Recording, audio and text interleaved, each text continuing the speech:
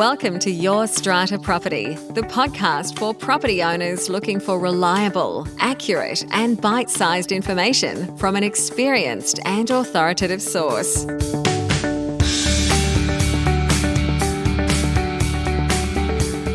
Hello and welcome. I'm Amanda Farmer and I have with me today Reena Van Alst from Strata Central. Hi, Reena.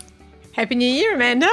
Happy New Year. This is our first chat for 2022. Have you had a little bit of a break? Yeah, it's been good. We actually had nearly 3 weeks off, which is always quite nice to have it at this time of the year. Even though one of our conversations we're going to talk about today, Amanda, is communications, nevertheless, it's still actually good to have a formal break where people know that you are strictly not available. Strictly not available, no excuses. I know at the end of last year I was saying that I wasn't taking on any new work and certainly no new clients until February this year, and I have stuck to that. I think, yeah, no one's going to call me out on that. There's enough to wrap up at the end of the year, that's for sure, with promises that have already been made and work to be finished. But another big year ahead of us, full of wins and challenges, I'm sure. Do you have a challenge to share with me today, Reena? Yeah, well, I think, Amanda, one of the challenges that our society is facing, as well as strata managers and owners, is the impact of COVID in buildings. And what we're finding now, even before we came back from leave, is that some of our buildings, where one building manager might have had COVID, then the rest of the team had to then go into isolation. We've had contractors that have been unable to come on site because, again, they've been in isolation or they've actually had COVID. And the other thing that some of our buildings have had challenges with is mask wearing in buildings. And I think that a lot of my strata schemes are saying that they're finding it hard to enforce the mask wearing in buildings, which I think wasn't really much the case when we had the previous Delta variant. But I think now, because of this sort of new way of thinking, in a sense that we have to live with COVID, I think now we're finding it's harder to enforce rules, and it's becoming much more of a challenge for our strata committees and building managers. And I think going through a couple of weeks here in New South Wales where masks were off and then having them go back on, I too have noticed that having them back on, particularly on the common property, which is indeed the law here in New South Wales, there hasn't been the take-up that or the compliance that there was when that was the previous order. And I do see emails from building managers, buildings that I'm involved in. I get emails from building managers saying, just a reminder, everybody, mask wearing on the common property. And yes, it must be very difficult, as it is for so many businesses at the moment, short-staffed because of staff in isolation or with COVID. I imagine strata management offices are facing that as well, particularly large offices with many strata managers and assistants being down and out for the time being. Yeah, well, I mean, we had that happen before Christmas, Amanda. We had one of our team members who'd gone to a 21st birthday party, and even though she didn't get it, she was in close contact, and then her mother and sister ended up getting it, so she had to be off and work from home. So, yeah, I think it has played havoc on strata businesses, large or small, I think, because it depends on, the teams that you're in and who does what and people being away or being unwell, So perhaps urging our listeners who may be committee members, owners, residents to be a little sensitive to that, and maybe their strata management offices are under considerable pressure at this point in time, and being mindful that everybody is doing the best they can in a difficult situation. Exactly, Amanda. Well, having come off the New Year, Christmas, holiday, festive season, I wanted to talk today about the challenge of communication overwhelm. And it might seem like this is a period where people should be resting on holidays, perhaps not on email or making reports about things that are happening in their building. But my experience, both as a strata lawyer and as a committee member and an apartment resident myself, is that this holiday period can often be the busiest time because people are at home, people are having parties at home, especially now when travel is limited. There is alcohol involved in some people's celebrations. There is happiness and festivities. And as a committee member, I receive messages quite often about what might be going on in a couple of the buildings I'm involved in. I get messages by SMS. I get messages by WhatsApp. I get email messages. And when I get to the second week or so of January, I recognize that I'm suffering from communication overwhelm. And I am sure that I'm not the only one who experiences this around this time of the year. And I wanted to workshop a little today about how I'm dealing with that, and maybe Reena, if you'd like to share, if you're experiencing any communication overwhelm, how you might be dealing with that. It is something that I have spoken about before in past episodes about communication protocols and even communication bylaws and how we might deal with difficult residents communicating in unacceptable ways. But today I'm talking more about the level of communication we receive and the different methods by which we receive it.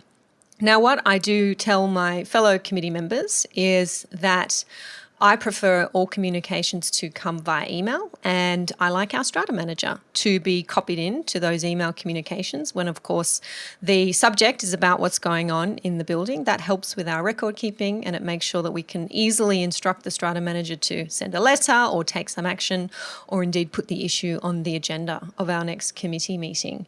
I think WhatsApp groups in communities are great, and it's something that I do support for issues that may be urgent, photos that perhaps have been taken about things that are happening around the building and need to be dealt with quickly, or even just a social support or a social group for communities, for people who may be isolating or not otherwise having contact with others, to feel connected or to ask for help if they need to. And SMS is a way that I often communicate with my clients in my legal practice, so I understand the benefits of that as well. But I did find myself last week telling a resident in a building who was giving me regular updates via SMS that I needed to apologise in advance, that I was not going to be responsive on SMS or on WhatsApp. And if they did require a response, then please send me an email and I will always be responsive on email. And I said that was simply because I was overwhelmed with the level of communication. And I was glad that I raised that, because the resident said to me, Amanda, I don't expect you to respond to SMS. I'm just letting you know so that you're informed. And that took a weight off my shoulders to know that that resident didn't expect a response to every SMS or every WhatsApp message, but was just keeping me informed so that I knew what was going on in a building where I wasn't present. Reena, communication overwhelm for you at this time of the year? Yeah, I think as Strata managers, I think we're in a different situation, because I think people expect us, in a sense, to be available even during the break. And I had one particular message where someone sent me a text saying, Happy New Year, and someone had attached a hose reel to the outside of their apartment. They're on the ground floor, and was I aware of this? Was there an application? And I hope that this hasn't intruded in your holiday. And I'm thinking, well, this is not urgent, as you could imagine. I also got an email about it. So I think sometimes people think, well, even though, you're closed, they still think that they've got the right to tell you things that aren't particularly urgent. And I think SMSs are a way where people do try to get your attention more quickly than perhaps with an email, because with emails, you don't get the sound. Emails, usually people respond, especially if it's a professional capacity, you're responding in a certain time frame, being business hours usually, although for Strata managers, our business hours are much longer than most other professionals. But whereas with an SMS, because you get the noise notification, you tend to look at it. Sometimes people will know that you've opened it because it will say read on a message. And to refer back to your example, Amanda, that even though she said that she didn't expect you to respond, but in a sense, it wasn't just saying for your information, because perhaps if you'd seen it written that way, you may not have felt that you had to respond in the way that you did. But then I suppose, in a sense, her behaviour had been called out where, obviously it was becoming more than just the occasional text message. Then I actually got a message over the break. I spoke to one of my committee members, and he said to me that, people want to tell him, every 5 minutes who's doing what, and he doesn't really care. He doesn't care about that. But he's on the committee, as you said, and that people think that as a committee member, you need to be told, whereas as a Strata manager, you need to be told. And there are certain things that you really can't deal with until you're back in the office anyway. And I think because of the mediums that we have available, Amanda, and because of our phones being accessible at any time when we're, at home or when we're traveling. People do feel that they can communicate with you via these mediums, and they do really expect you to respond. Otherwise, they'd send you an email knowing that you're not available, and you'll see it when you come back from leave. So yeah, I think Strata managers are finding now, even during this current break and the last break that we had with COVID, that people aren't away, and that there is a high level of expectation of being available and being involved, even where things aren't necessarily that urgent. When we were on our break, someone rang before our office had opened, and we opened on Wednesday rather than a Monday, and they were saying, they're upset that we're still closed. It's like, well, that How was the dare you. message. Yeah, exactly. Right. And this is the thing. It's true that we can't control the way people contact us necessarily. So I want to have my mobile number published. I want to be part of a building's WhatsApp group. I want to give my personal email address to my fellow committee members and my business email address to my clients. You really could block people, or you could not give out your mobile number. Fair enough. But as you say, Reena, from time to time, that is the best way to contact in an urgent situation. And I think it's important that people have those means. But what you can do, you can have some level of control. And this is what I hoped that I demonstrated the other day by telling the other person, in these circumstances, I will be responsive. In other circumstances, you're welcome to send me all the messages you like, but please don't feel ignored or upset if I don't respond. It is not because I don't want to respond or I don't care, because I know I'm very concerned as a committee member, particularly if I'm not resident in the building. I'm very concerned to make sure other residents and committee members know that I do care, that I am interested, that I am invested in what's going on in the building. But I cannot, when I'm receiving hundreds on a working day of messages per day from different means, respond either at all or immediately. But definitely the way I work is that email is primary, and if it is in my inbox, then it is on the list to be responded to and will always be responded to. So communicating that to your clients, to your colleagues, to your neighbours, to your fellow committee members, this is the best way to contact me. Yes, I'll get those other messages, but please, if I don't respond, it is not because I'm ignoring you, it is just because I am overwhelmed. Then you may have that person come back and say, it's okay, I get it, not a problem, and immediately you've got some relief there. But I think you need to have that conversation. That's a great idea, Amanda. I think it's important that we all sort of establish boundaries when it comes to that sort of communication. So perhaps a 2022 New Year procedure or protocol for those out there who are struggling with communication overwhelm already in this year, putting in place those systems, those boundaries, and communicating those to the people who need to know about them is a good idea. Have you already got a win for me this year, Reena? Yeah, well, I mean, this actually started last year, man. I think that you were alluding to earlier, not taking on many new clients and trying to catch up with what you were doing in terms of your client workload and getting work done. And so what I decided to do last year was to resign from 3 buildings. It's quite a great feeling. I mean, I think a lot of people in Strata don't like to resign from buildings, because I know that, especially with a lot of managers, there's a lot of pressure to meet targets and manage a number of buildings and dollar values, as part of any professional organisation. But I think sometimes when the relationship's not working, or in a sense managing that strata scheme, can actually endanger your company when you're being asked to do things that aren't correct and that eventually will cause an issue. There's no need, and it's just a great feeling. I think just resigning is just love it. I imagine this could well be a feeling on both sides. If the relationship is not working, then it's important that both parties move on. And I assume under your agency agreement, Reena, as is the standard agency agreement issued by SCA and REI, there is a provision for mutual termination. So is that how it works with your clients, where you say you resign, it's actually an agreement between the two of you?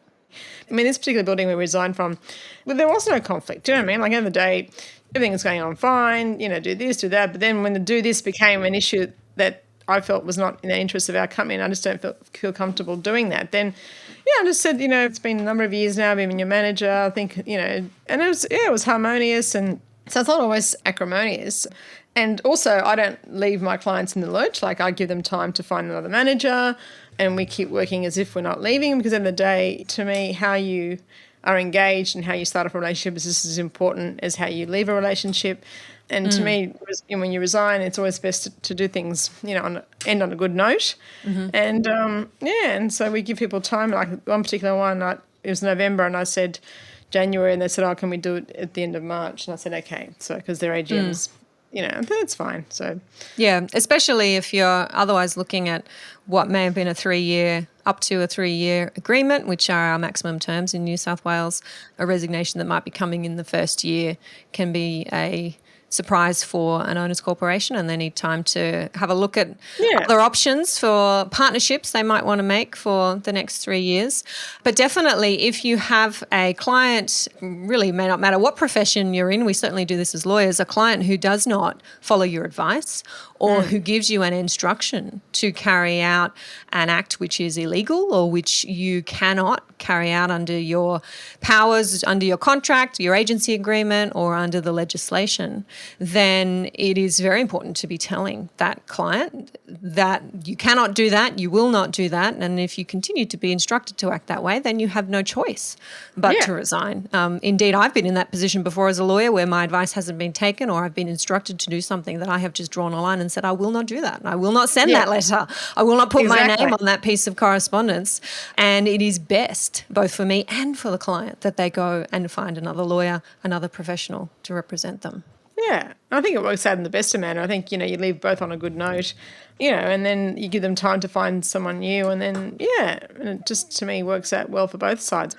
Well, there you go. I hope you don't get inundated now, Reena, with requests for fee proposals now that our listeners know that your books are a little clearer at the beginning of 2022. I know you've got a bit of a wait list there anyway. So yeah, definitely.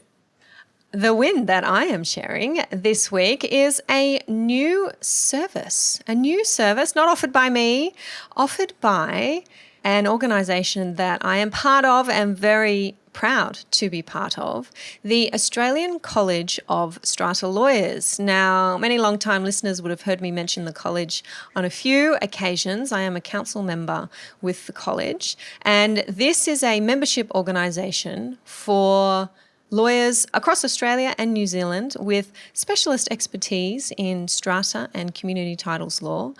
And for some time now, we have been working on putting together a directory of our members with particular reference to their areas of expertise. So while all strata lawyers are expert in strata law, some of us have more experience in particular areas than others.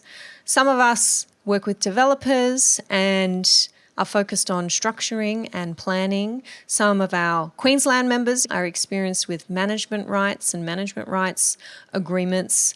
Some of us are very good at drafting bylaws, contracts. A few of us focus on levy collection and debt recovery.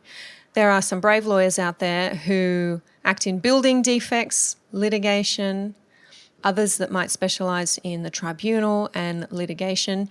You can now find out through the Australian College of Strata Lawyers website where every member's level of expertise lies by searching the new online directory. So if you're looking for a strata lawyer right across Australia and New Zealand, you can do so over at acsl.net.au. That is the homepage for the college, and you will see there a button to search the member directory by area of expertise. That's great, Amanda. I think that's probably going to be a good service for strata managers that perhaps don't know what lawyers do what. I think many strata managers do work with a sort of set of lawyers in terms of certain types of matters, but I think if you're wanting something outside of that and you're not sure, you don't want to ask the lawyer themselves. It's another lawyer that does this type of work. Do you know what? You laugh, and it might seem strange that I would be spruiking a referral service for strata lawyers when I am a strata lawyer, but I refer people to other strata lawyers all the time. Granted, I am a solo practitioner. I'm a small firm. I can only take on so much, and I don't take on a lot, as I was saying earlier. But I find it necessary regularly to refer owners, corporations, strata managers to other lawyers. lawyers, either because I don't have the room in my schedule, that's usually the main reason, or I don't focus on that particular area. And building defects is a good example. In my case, I do not give advice in building defects matters or run building defects litigation. I do think that is a specialised area, and a legal practice needs a team set up, ready and able to do that in accordance with all of the very important timeframes. So I refer buildings to other lawyers in respect to building defects. And increasingly, we have conflicts of interest. It is surprising to me how few strata lawyers there still are right across the country. But if you are, for example, a Sydney-based strata lawyer, and there's a handful of us in Sydney doing this work, it is not uncommon that someone will come to me and say, Amanda, I'm an owner in this building. Will you act for me in respect to this particular matter? And I have to say, no, I can't, because I've acted for your building in the past, and I hold information that places me in a position of conflict when it comes to acting for you. So I can't act for you, but please try the following 3, 4, 5 people who may not have a conflict. And definitely I receive referrals from my colleagues as well on that basis. So a great resource. If you haven't been able to be pointed to somebody else, you can go to that website and find another member of the Australian College of Strata Lawyers, knowing that they have been vetted by the college. We only accept experienced lawyers, particularly when we're talking about fellows of the college. Knowing that the majority of their practice is in strata and community titles law is really important. So when you say Amanda vetted, like that's the criteria, is that you just had to demonstrate that you actually practice in this area, but not your competence, or? Yes, that is definitely one of the criteria, that the majority of your practice is in this particular area of the law, especially if you're applying to be a fellow. But definitely you do have to demonstrate the work that you've done, the cases that you've been involved in, the type of advice that you've been giving, what's your position in the firm. We have different levels of membership, from an associate level membership to, as I've said, a fellow of the college, which is the higher level of membership. And membership is by application to the council, and the council does turn prospective members down from time to time because they don't meet the requirements which are set out in our constitution. So quite an esteemed college, let's say. That's good to know, Amanda, because I think I had this problem last year where one of the clients that we took over had a strata manager, and there was a big problem with their accounting. Even though the accounts had been audited by a very prominent strata accounting firm, there were major issues. And we're talking about a BMC with an umbrella, so it's quite complex. It wasn't your sort of run-of-the-mill basic strata accounting. Anyway, and so the lawyer that was acting for the Owners Corporation was asked by the BMC members to act for them against this strata managing agent. And even though there was no legal conflict as such as what you're referring to, where you've acted before for one side and therefore you've got information that obviously would prejudice your new client. In this case, the lawyer said that they couldn't act for the Owners Corporation against the strata managing agent. And I believe the reason for that was because they actually get a lot of work from that agent, and therefore they did not want to. And we actually were struggling to actually find lawyers in strata that would actually, because they're quite a big firm, and I think they probably get a lot of work from various managers in that company. So perhaps that might sort of work for knowing that there's a database out there where, you know, because you don't want to go to a firm like a different type of firm where they have no connection with strata, because perhaps then they wouldn't understand the... This situation you've just mentioned there, Reena, of lawyers saying that they have a conflict of interest because they will not act against a strata management company. There's a whole podcast episode on that one. That is definitely something that I have come across in our space. And it is something that concerns me greatly, especially when the conflict is not a legal conflict, but a commercial conflict. You've mentioned there that you think maybe this firm gets a lot of work referred to them by this particular strata management company. Yes, that does happen, that there are those referral sources, but that does not mean you have a conflict of interest in acting against that strata management company. You may have a conflict if you have represented that agency. That would be different, where you've acted for them directly in some kind of a dispute, and then to act for a building that was also involved in that dispute could present a conflict. But it would be a rare case indeed where you had an actual conflict in acting against a strata management company. But I too hear from buildings, from owners who come to me looking for representation, who they have been turned down by other lawyers. for that reason or seemingly for that reason. And I have to say, that's one of the big benefits that I have experienced the last few years, in that I don't get a lot of work directly from a strata management company or strata management companies. Most of my work comes directly from owners, from committee members who are finding me online or tuning into the podcast, and I just don't have the concern, and I don't even think it's a real concern, a legitimate concern. Definitely not a legitimate concern. I don't think that my pipeline of work will suddenly dry up if I happen to give advice or representation that is adverse to a particular strata management company's interests. I think that is very concerning that that's happening in our space. Yeah, well, I think that having this referral service that you're talking about, Amanda, I think now is probably a very good tool for any potential clients of ours that do have issues with their previous managing agent, or any client that comes to us for consulting work. We can always refer them to that list of people that could potentially act for them in the future if they have a problem where the owners corporation's lawyer or another lawyer won't act for them because of the fact that they have an issue, is a commercial conflict with with them as opposed to a legal conflict. Yeah. So the list is over at acsl.net.au. I will put that link in the show notes for this episode, number 296. Almost up to episode 300, Reena. Exciting times ahead. Exactly. I will look forward to chatting to you again soon. Enjoy the rest of your week in Strata. You too, Amanda. Happy New Year again. You too. Bye. Bye. Thank you for listening to Your Strata Property, the podcast which consistently delivers to property owners reliable and accurate information about their strata property. You can access all the information below this episode via the show notes at www.yourstrataproperty.com.au. You can also ask questions in the comments section, which Amanda will answer in her upcoming episodes. How can Amanda help you today?